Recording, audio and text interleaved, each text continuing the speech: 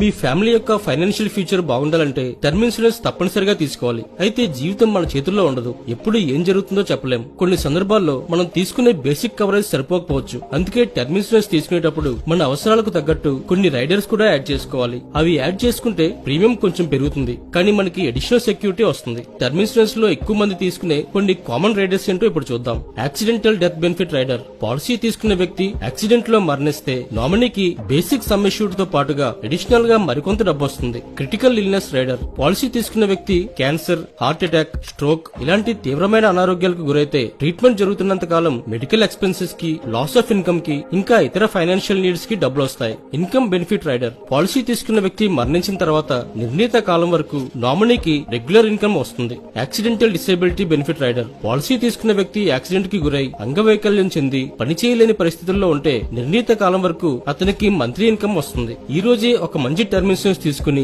మీ ఫ్యామిలీకి ఫైనాన్షియల్ సెక్యూరిటీని ఇవ్వండి.